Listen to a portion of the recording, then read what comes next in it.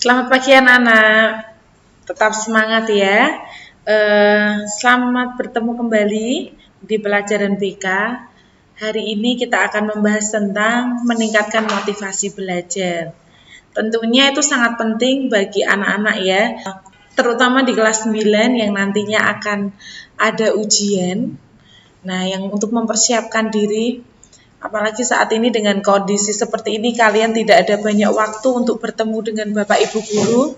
Terlebih bagi anak-anak yang masih merasa kesulitan, yang masih malu-malu untuk bertanya. Nah, ini kita tingkatkan untuk motivasi kalian. Bagaimana sih cara meningkatkannya? Kita akan bahas untuk hari ini. Tujuannya, kenapa kita membahas meningkatkan motivasi belajar, adalah dapat memahami dan menerapkan sikap serta kebiasaan yang benar dalam belajar hingga dapat membangkitkan semangat belajar. Nah, setiap siswa atau siswi memiliki kemampuan yang berbeda-beda, begitu juga cara untuk membangkitkan semangat belajarnya. Banyak siswa-siswi atau memiliki motivasi belajar dengan menggunakan berbagai teknik untuk memotivasi pribadinya sendiri. Banyak hal yang biasanya anak-anak lakukan. Gimana tuh caranya aku biar semangat lagi belajar? Entah kalian biasanya menggunakan waktu di saat-saat ketika kalian jenuh belajar, kalian bermain HP, atau kalian melakukan hal-hal kesenangan kalian agar kalian tidak suntuk. Nah, itu ada banyak hal yang biasanya kalian lakukan. Namun, ada pula sejumlah siswa-siswi yang baru akan termotivasi jika ada orang-orang yang melakukan usaha-usaha khusus baginya. Jadi menunggu orang lain dulu, baru ada motivasinya itu dalam diri muncul. Bagaimana cara membangkitkan semangat dalam belajar? Banyak faktor yang mempengaruhinya, baik faktor internal ataupun eksternal. Motivasi sangat diperlukan. Nah, ini pengertian motivasi belajar itu ya. Motivasi sangat diperlukan dalam mencapai sesuatu tujuan. Juga dapat diketahui bahwa motivasi ada yang berasal dari dalam diri dan ada yang berasal dari luar. Motivasi yang berasal dari dalam diri antara lain adanya kemauan untuk kuat, usaha yang gigih, niat keyakinan yang kuat untuk mencapai apa yang dicita-citakan, disertai doa dan ibadah yang rajin. Itu dari dalam diri ya, yang kita lakukan sendiri, yang ada dorongan dalam diri sendiri. Oh, aku pengen ini, aku pengen cita-citaku terwujud. Oh, aku besok ketika lulus SMP saya mau sekolah di sini. Hal yang mau saya lakukan adalah ini, gitu. Sedangkan motivasi yang berasal dari luar diri, misalkan untuk memenuhi harapan orang tua, ingin mendapat hadiah. Nah, misalkan kalau dari luar diri itu lebih seperti ini. Aku nanti kalau naik kelas, aku akan dapat hadiah. Nah, kamu baru mau melakukan sesuatu. Kamu baru termotivasi dari itu. Oh, orang tua aku pengen aku nanti naik kelas dengan ranking 1 misalkan. Kamu termotivasi dari itu. Jadi, motivasi dari luar itu bisa dari orang tua, bisa dari teman, atau di lingkungan-lingkungan luar kalian. Jadi, tahu ya bedanya dalam diri sendiri ataupun dari luar. Motivasi belajar adalah keseluruhan daya penggerak baik dari dalam diri maupun dari luar diri siswa yang menjamin kelangsungan dan memberikan arah kepada kegiatan belajar, sehingga tujuan belajar dapat tercapai. Ciri yang mempunyai motivasi belajar: 1. Tekun. Ini orang-orang yang tekun itu ada motivasi belajarnya, ada motivasi untuk berjuang, ada motivasi untuk lebih baik. Ulet, tahu ya ulet itu apa? Terampil gitu ya. Minat yang tinggi, ada keinginan, ada sesuatu yang mau dituju. Mandiri, tidak harus ditunjuk, tidak harus disuruh, tidak harus orang lain yang menyuruh kita, tapi dalam diri kita sendiri itu mau melakukan. Ada rasa tanggung jawab, senang memecahkan soal-soal latihan. Itu maksudnya kita mau mencoba ya. Faktor yang harus diperhatikan dalam meningkatkan motivasi belajar. Nah, ini faktor yang harus diperhatikan. Apa saja tuh faktor-faktor yang harus diperhatikan? 1. Setiap usaha belajar perlu ditetapkan niat dan tujuan yang jelas. Kamu itu mau belajar itu mau apa? Apa hanya untuk gengsi-gengsian aja? Apakah belajar itu penting untuk kehidupan kita? Apakah belajar itu penting untuk kamu?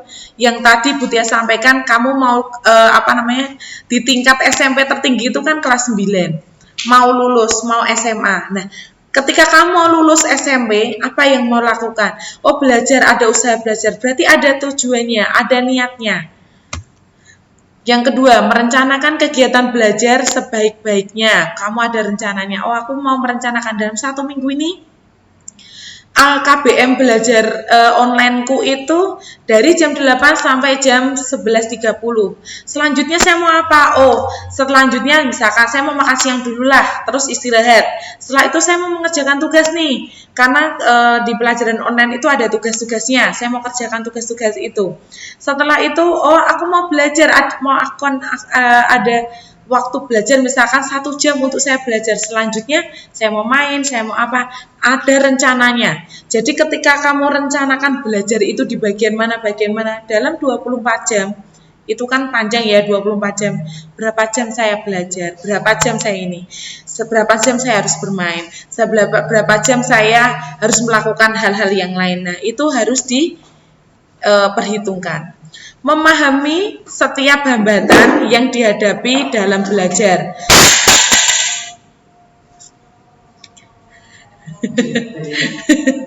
Memahami setiap hambatan yang dihadapi dalam belajar. Jadi kalian memahami, ketika saya belajar matematika, hal apa yang susah? Saya mau belajar IPA, hal apa yang susah? Hambatan-hambatan apa yang saya lakukan? Hambatan-hambatan apa yang terjadi dalam diri saya yang jadi masalah ketika saya belajar itu tidak berjalan dengan baik. Ketika pelajaran online nggak ada kuota karena kuota digunakan untuk ngegame misalkan, itu sebuah hambatan. Karena apa? Ketika kamu tidak ada kuota, kamu tidak bisa belajar. Karena Bapak Ibu guru kan nge-share tugas, nge-share materi itu semua di misalkan di GC ataupun waktu live misalkan di Zoom atau di Google Meet. Nah, itu kalian nggak bisa belajar dari situ. Apalagi kalau kalian hanya diem, nggak tanya sama temennya, tambah itu jadi hambatan. Ataukah hambatannya aku di rumah HP saya nggak bisa support. Lah, ketika HP nggak bisa support, apa yang harus kita lakukan? Entah bertemu dengan teman, tanya. Kan kalau ketemu teman bukan yang main loh ya, tapi ketemu untuk bertanya. Atau kamu bertanya secara langsung dengan Bapak Ibu guru. Materinya apa hari ini? Jadi kalian tetap belajar. Jadi tidak lagi sebuah hambatan itu yang kalian lakukan, terus kalian hanya diem. Terus tidak melakukan apapun. Nah, itu yang nanti jadi hambatan untuk belajar kalian. Yang keempat, berdoa untuk keberhasilan. Nah, itu yang harus diperhatikan. Kamu berusaha, tapi tidak ada doa, tidak ada harapan untuk berharap sama Tuhan, ya itu juga sama aja. Tapi cuma berdoa, tapi nggak ada usaha, ya itu juga sama aja. Jadi harus imbang antara berusaha dan berdoa. Selalu mawas diri dan mengembangkan kesadaran untuk lebih memahami diri.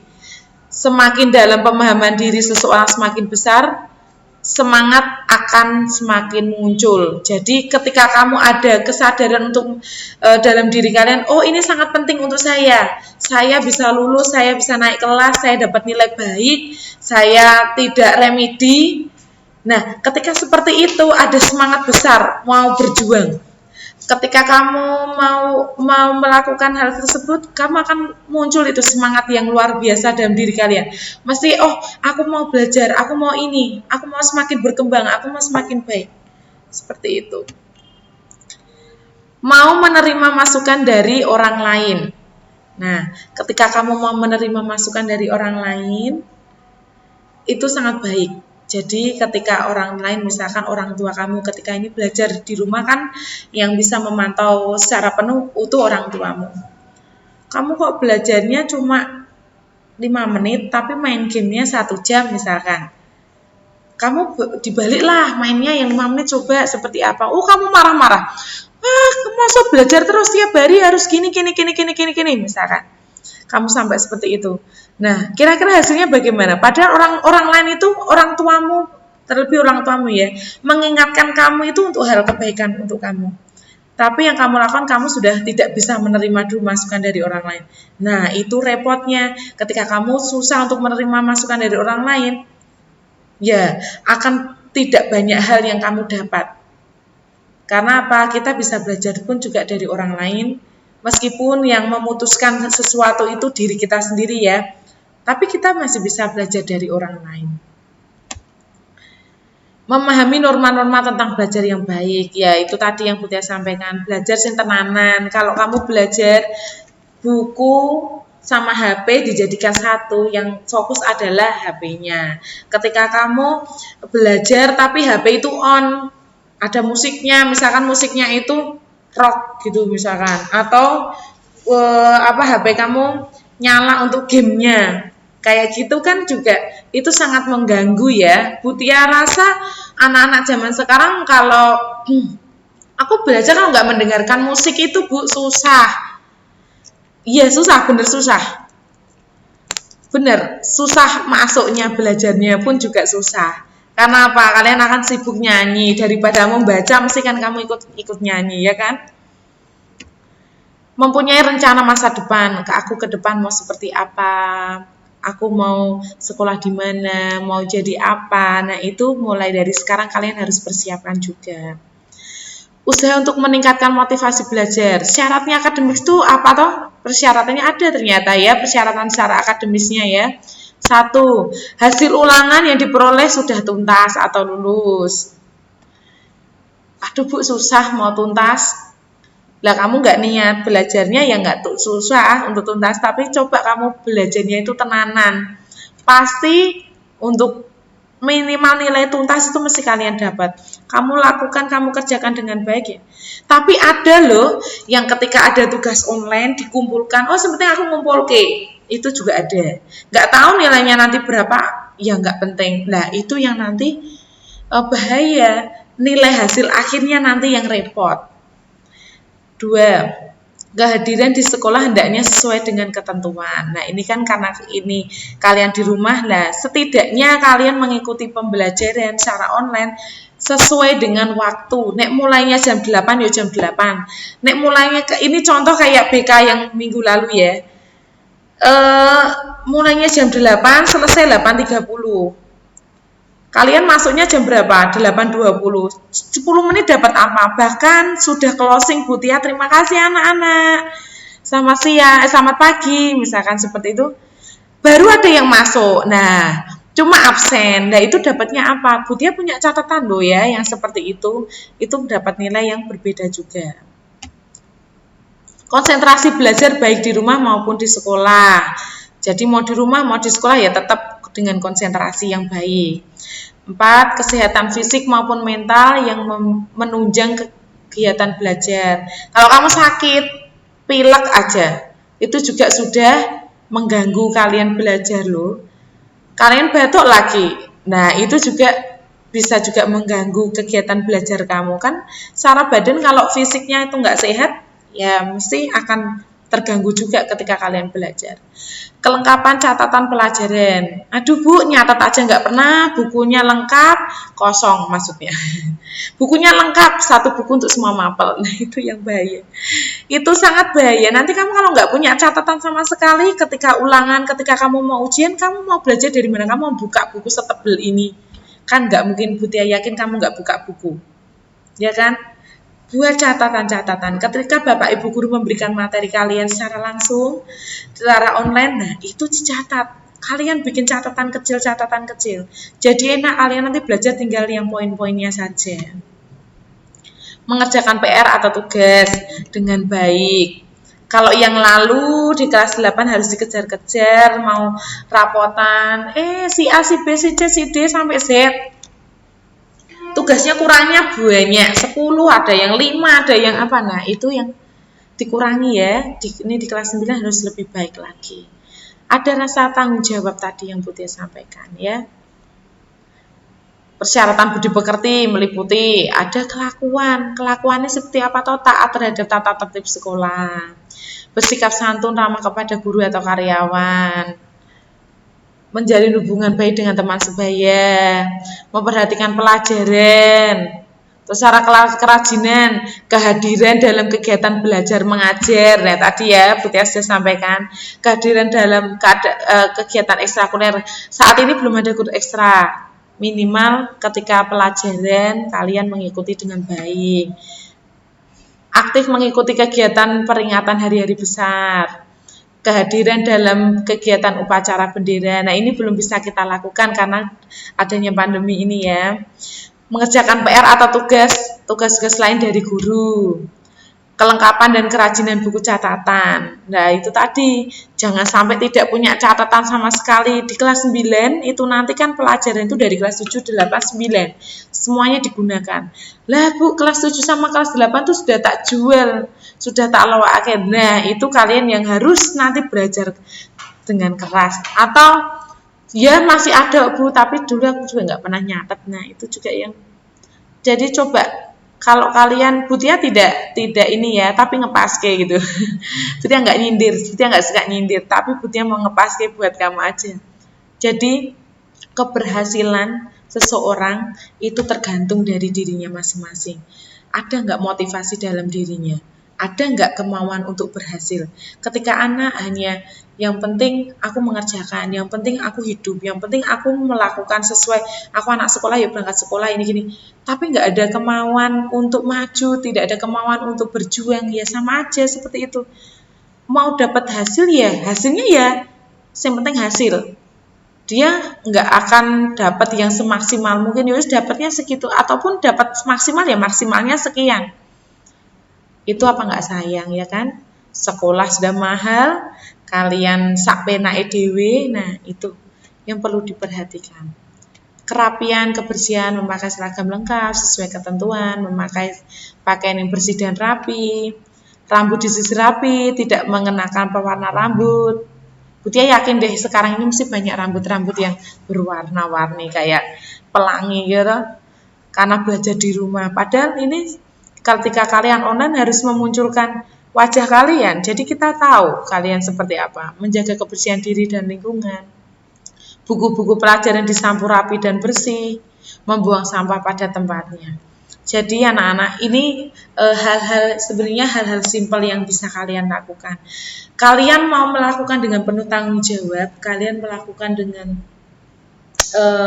ada rasa semangat dalam diri kalian, ada rasa juang dalam diri kalian. Butia yakin kalian semuanya pasti bisa melakukan.